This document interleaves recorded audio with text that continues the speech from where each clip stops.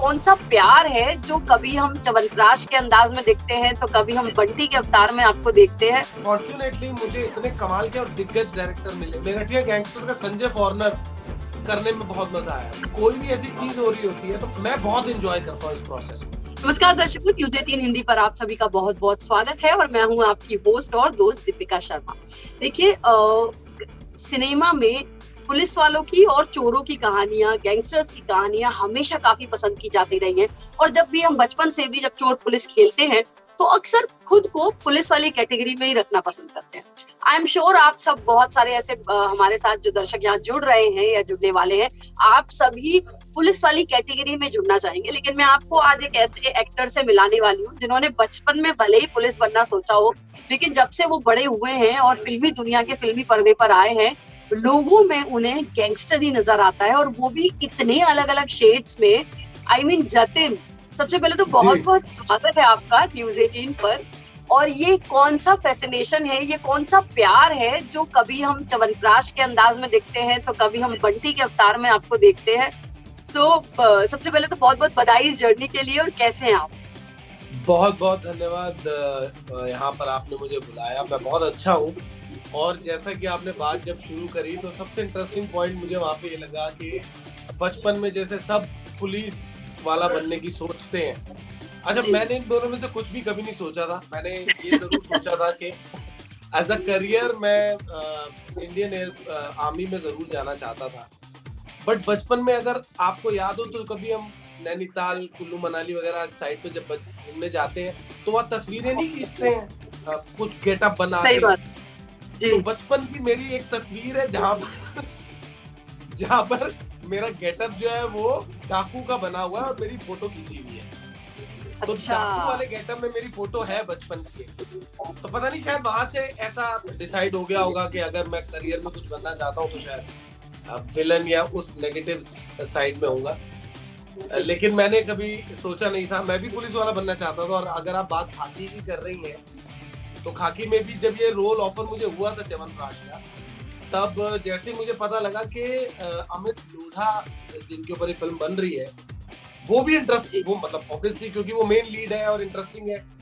कैसे उन्होंने पकड़ा, कैसे बुद्धि सुलझाई थी इनको दोनों को पकड़ने की। तो मैंने मेकर से यही कहा था कि यार एक बार आप मुझे उस रोल के लिए भी ट्राई करो, मतलब ऑडिशन दे सकता हूँ क्या मैं।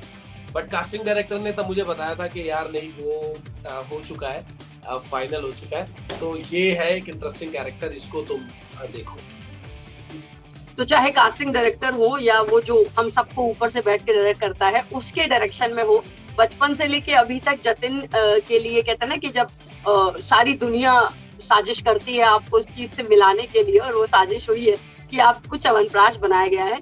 दर्शकों, मैं बात कर रही हूँ खाकी सीरीज के किरदार की, जिसमें जतिन च्यवनप्राश के किरदार में नजर आ रहे हैं। सबसे पहले तो इस सीरीज की काफी तारीफ हो रही है और उसमें आपका किरदार जिस तरीके से उभर के आया और जितने सारे लेयर्स है इस किरदार में, मैं ये जरूर जानना चाहूंगी कि कैसे ये आप तक पहुंचा और इसके लिए प्रिपरेशन क्या थी, क्या प्रोसेस रहा, कोई देखा या ये आपके पुराने एक्सपीरियंस में से आपने एक नया देखा? ये कैसे मिली मुझे, वो एक बड़ी इंटरेस्टिंग कहानी है। क्योंकि मैं कोविड के दौरान जब कुछ भी करने को नहीं था और एक बार को ये भी लग रहा था कि शायद फिल्म इंडस्ट्री दोबारा से शुरू हो ही नहीं पाएगी, क्योंकि यू नो डिस्टेंसिंग का एक वो दौर था और मास्क का दौर था। तो ऐसा लग ही नहीं रहा था कि कभी वापस से ये पटरी पे सब कुछ आएगा। और मैं इसलिए ज्यादा गमगीन था क्योंकि मेरी फिल्म आने वाली थी 83 और वो रुक गई। तो ऐसे ही एक रात को बैठा, मतलब सोने की तैयारी कर रहा था, क्योंकि सोना उठना सब बराबर ही हो गया था, पता ही नहीं चल रहा था। तो देर रात मैंने एक YouTube पे वीडियो देखना शुरू किया। उसमें अमित लोढ़ा का ही वो वीडियो था जिसमें वो अपने पूरे इंसिडेंट्स के बारे में एक टॉक शो में बता रहे हैं। मुझे बहुत इंटरेस्टिंग लगा वो पूरा चंक, और वो जिस तरह से बता रहे थे वो भी मुझे बहुत मजेदार लगा। मुझे लगा यार ये बंदा बड़ा बढ़िया है, बहुत अच्छे से बता रहा है, बहुत मजे लेके बता रहा है। कुछ महीने बीत गए, फिर एक दिन मुझे कास्टिंग डायरेक्टर विकी सदाना का कॉल आया और उन्होंने मुझे बोला कि नीरज पांडे एक सीरीज बना रहे हैं नेटफ्लिक्स पे और एक बहुत ही इम्पोर्टेंट कैरेक्टर है जिसके बिना सीरीज जो आगे नहीं बढ़ती है, उसके लिए तुझे हम लोग टेस्ट करना चाहते हैं, तो आजा, तू स्क्रिप्ट पे आजा, स्क्रिप्ट पढ़ने। मैं गया वहाँ पे, मेरी मुलाकात भाव धुलिया डायरेक्टर और राइटर उमा जी से हुई। इन लोगों ने मुझे स्क्रिप्ट जो भी अभी लिखा हुआ था, क्योंकि अभी प्रोसेस में ही थे, इन्होंने मुझे सुनाया और मुझसे पूछा कि कैसा लग रहा है, कैसा समझ में आ रहा है। तो सबसे पहला इंटरेस्ट तो च्यवनप्राश नाम से ही आ गया था।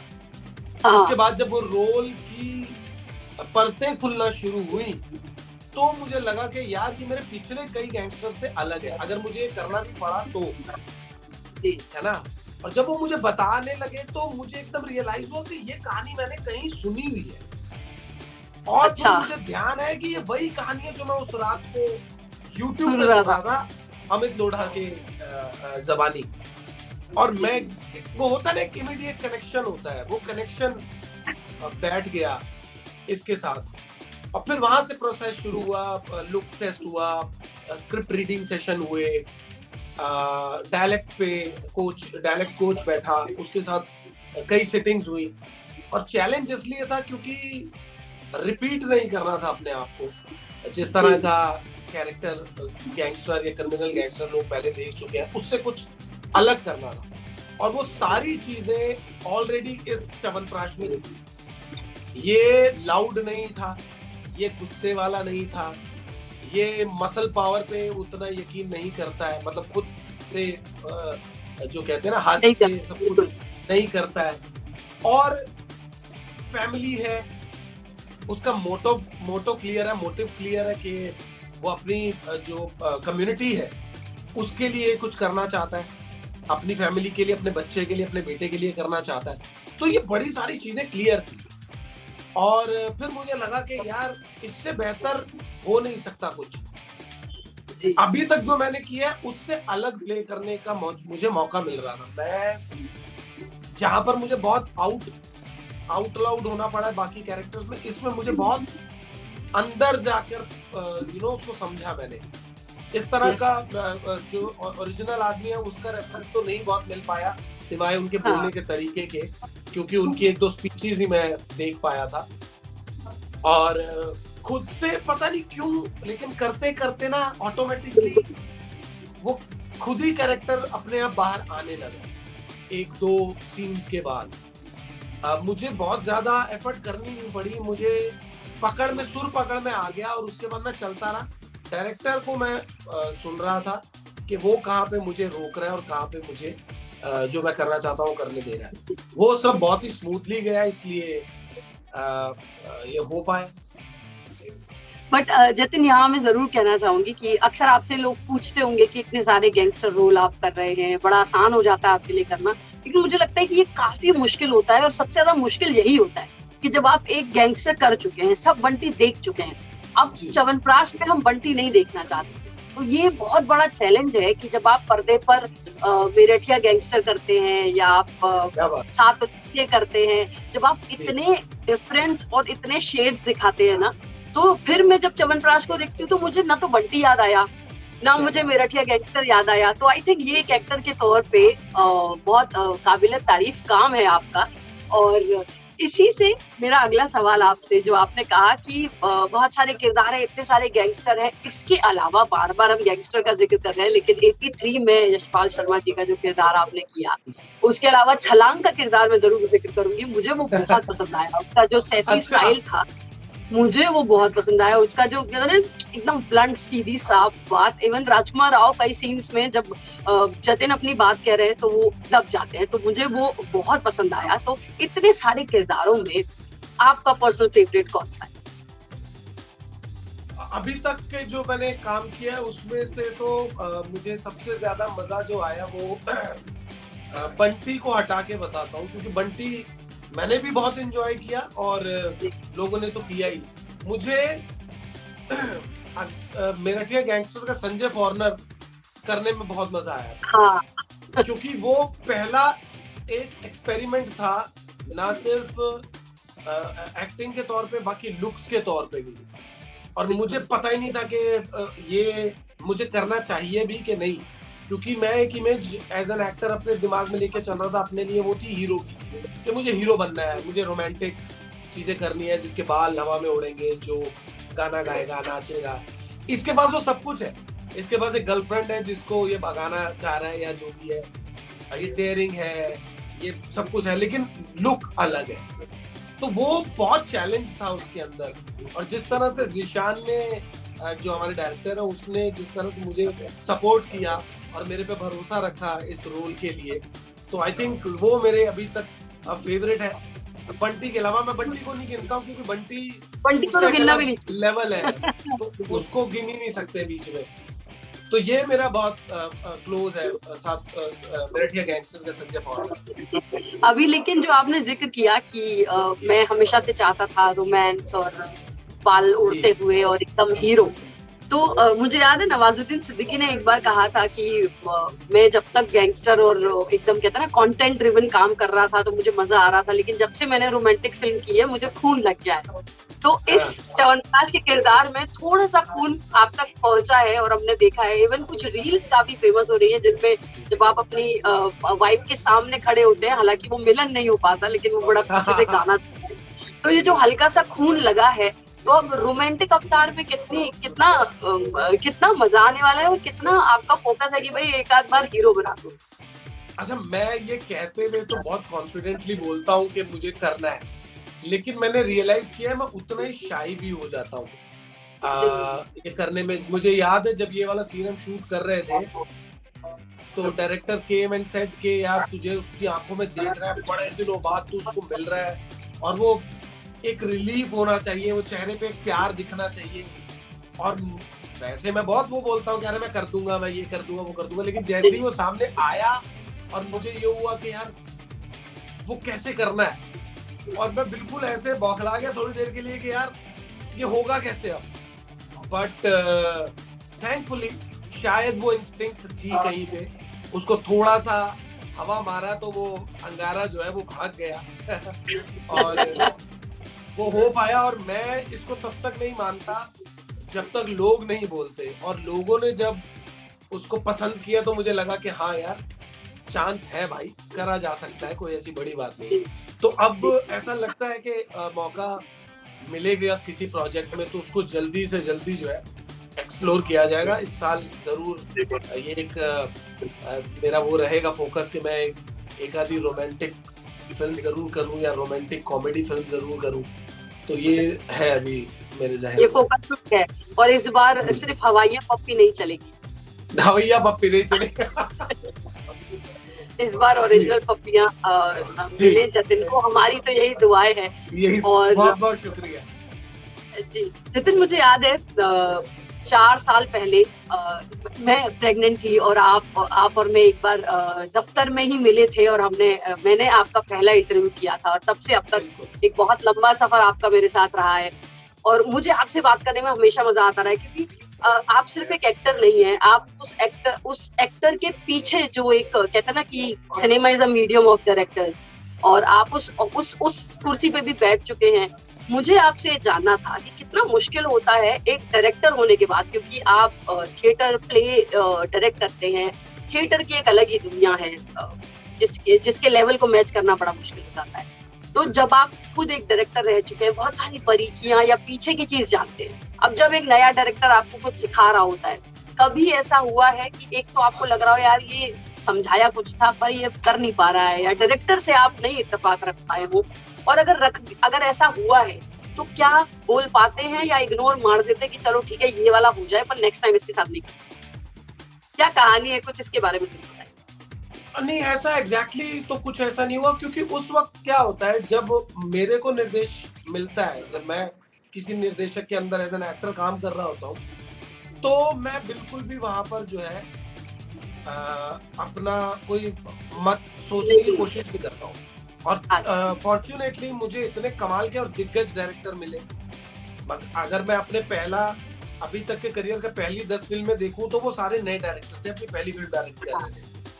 बाद की 10 फिल्में उठाता हूँ तो वो सारे ही बड़े बड़े डायरेक्टर्स हैं जिनके आगे आप कुछ बोल ही नहीं सकते इन द सेंस कि जहाँ पे आपको पता है कि ये क्लियर लोग, ये लोग क्लियर। कभी भी ऐसा मौका आया नहीं, लेकिन ये जरूर हुआ है कि कभी कुछ लगा हो कि डायरेक्टर किसी तरह से सोच रहे हैं और मुझे लगा हो कि यार ये ऐसे नहीं, अगर ऐसे हो जाए तो मैंने अपनी बात जरूर रखी है और उन्होंने मुझे सुना भी उतनी ही शिद्दत से। अगर उन्हें लगा कि हाँ यार ये आइडिया वर्क कर रहा है तो उन्होंने रखा है, अगर नहीं कर रहा है तो नहीं रखा है। तो कभी भी कोई ऐसा मतभेद जैसा कभी नहीं हुआ है। इनफैक्ट मुझे इतना मुझे अच्छा लगता है कि कोई भी ऐसी चीज हो रही होती है तो मैं बहुत एंजॉय करता हूँ इस प्रोसेस को। मतलब मुझे एक्टिंग से ज्यादा डायरेक्शन में मुझे ऐसा लग रहा होता अच्छा अभी ये वाला कट है और ये कट जाएगा, मैंने ये किया तो मुझे ये करना है यार, वो वाला कट अभी बाकी है इनका, उसमें क्या करेंगे, क्या वो वाला वो कट लेने वाले हैं। और कई बार ऐसा होता है मुझे, मतलब मैं बहुत एंजॉय कर रहा होता हूँ इस प्रोसेस को। अच्छा अभी ये वाला कट लगाएंगे या ये वाला सीन अब ऐसे होगा, इसको ऐसे शूट करना चाहिए। तो ये चीजें देखता हूँ तो मुझे ऐसा लगता है हाँ तेरी प्रैक्टिस अच्छी हो रही है। मतलब चांसेस है अगर कल को मैं कोशिश करूं कि मुझे डायरेक्शन भी करनी है तो I think I will be able to do that. तो बहुत सीखने को मिलता है। तो मैं अपने आखिरी सवाल पे आती हूँ। नया साल है, नई शुरुआत है, हम सब आ गए हैं 2023 में, जल्द कर लिया है कि हाँ भाई शुरू हो गया है। लेकिन आपसे मेरा जो आखिरी सवाल है 2 हिस्से में बटा होगा। 2022 क्या ऐसा देखे गया जो आप उस साल को हमेशा याद रखेंगे, और 2023 के लिए क्या ऐसी प्लानिंग्स हैं, चाहे वो नए आने वाले प्रोजेक्ट्स हो, चाहे पर्सनल लाइफ में कुछ गोल्स हो, क्योंकि हवाइयां पप्पियां जो फिल्मों में है, क्या पर्सनल लाइफ में भी आप कुछ आगे बढ़ने वाले हैं? बताइए। आग की तरह फैल चुका है ये सवाल। मैं देख रहा हूँ इंडस्ट्री में जिस तरह से लोग धड़ाधड़ हाथ पीले कर रहे हैं, तो मुझे लगता है कि अब मुझे भी कर लेने चाहिए। हाँ, ये भी ट्रेंड चल रहा है। मुझे लग रहा है कि अब कुछ ज्यादा शादी नहीं तो कम से कम गर्लफ्रेंड तो बना ही लेनी चाहिए। तो उसके लिए परस्पर कोशिश जो है वो जारी है और देखते हैं कहाँ तक मामला पहुंचता है। बाकी रही बात 2022 ने क्या दिया है, तो मैं बस ये बोलूंगा कि मैं शुक्रगुजार हूँ ऊपर वाले का कि उन्होंने, प्रभु ने मुझे इतना कैपेबल रखा कि मैं सरवाइव कर गया डिसाइड एवरीथिंग। कोई किसी चीज की कमी नहीं रही। काम करने को मिला, शूट करी 2 इंटरेस्टिंग प्रोजेक्ट्स, एक रिलीज हो गया, एक रिलीज होने की तैयारी पर है। तो कुल मिला के बहुत अच्छा साल रहा। सीखने को बहुत मिला क्योंकि अकेला रहा, और अकेले रहने से जीवन में जो है ना, आप जब आत्मनिर्भर हो जाते हैं तो बहुत सारी चीजें सीखने को मिलती है। तो अभी तक जिन चीजों से अनभिज्ञ था वो सिर्फ आउटर लेवल पे नहीं, इनर लेवल पे जो एक आदमी की ग्रोथ होनी जरूरी होती है ना, उस पे मुझे काफी लगता है कि असर पड़ा है। और वो बहुत अच्छा लग रहा है कि चीजें जज्ब कर पा रहा हूँ, सीख पा रहा हूँ, समझ पाता हूँ चीजों को बेहतर तरीके से। बाकी 2023 से तो बहुत सारी उम्मीदें हैं। 2022 में बहुत टाइम खाली भी बैठना पड़ा है क्योंकि उस लिहाज के प्रोजेक्ट नहीं मिले, जो मिले उनको कंप्लीट कर लिया, लेकिन उस तरह का काम नहीं मिला। बहुत सारे कामों को ना ही कहना पड़ा। अब आशा करता हूँ कि इस साल जो है वो काम मिले जो मेरे दिल को पसंद आए, जो मैं करना चाहता हूँ, जिससे मैं और ज्यादा लोगों तक पहुंच सकूं, उनको एंटरटेन कर सकूं। तो यही ध्येय है। और पर्सनल लेवल पे हम डिस्कस कर ही चुके हैं कि जल्दी से देखता हूं कि कोई हीरोइन जो है मिले और उनसे बातचीत आगे बढ़े, तो जो है शादी की डेट निकाली जाए। तो बिल्कुल, और शादी की डेट जैसे ही निकले न्योता हमें जरूर मिलना चाहिए। आप बिना किसी रुकावट के। बिल्कुल। तो दिल्ली में प्लान करेंगे कि मुंबई में प्लान करेंगे? तो दिल्ली भी की जाएगी, बॉम्बे भी की जाएगी। दिल्ली मेरा शहर है तो दिल्ली भी छोड़ा नहीं जा सकता। बिल्कुल। अब बॉम्बे तो इसलिए कि बॉम्बे से फिर नाता है, उससे भी उतना ही प्यार है। बिल्कुल। चलिए, तो देखिए जिंदगी में काम और कहते हैं ना प्यार, दोनों ही चीजें काफी जरूरी हैं।